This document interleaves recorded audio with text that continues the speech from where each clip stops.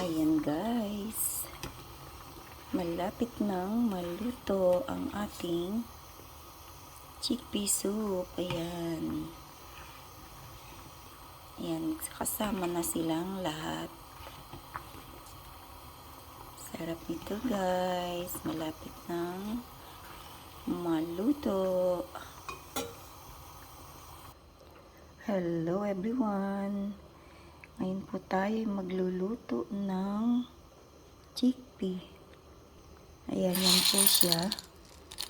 Babad muna natin siya overnight para madaling maluto kasi matigas siya guys. Ganyan siya oh. Then lalagyan din natin siya ng spinach. Ayan. Niluto ko na siya. Tapos nilagay ko sa freezer para hindi madaling masira. Yan, lagyan natin ng basil, tsaka pretzels.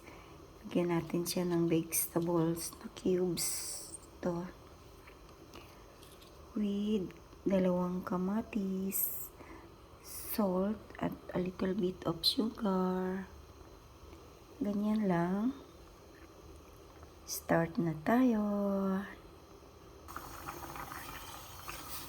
Ayan, konting luto na lang. Konting kulo pa. Sarap. Ayan, napakasarap niya guys. It's light light na soup lang siya. Tapos mamaya lalagay natin siya sa blender.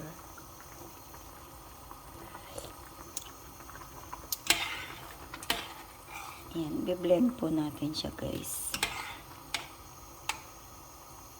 Para maging creamy.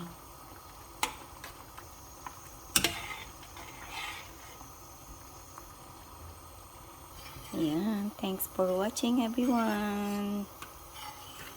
Have a nice day. Ito lang po ang aking soup for today. Ayan, chickpea. Napaka simple lang po at saka light lang siya. Ayan, thank you. God bless us all.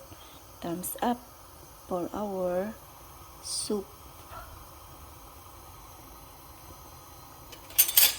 Tikman natin.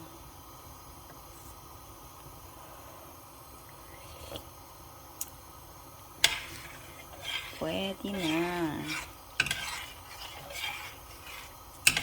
Ang sarap. Napaka-healthy pa. Masarap na. Healthy pa. Ayan. Thanks for watching. Bye. Till next video.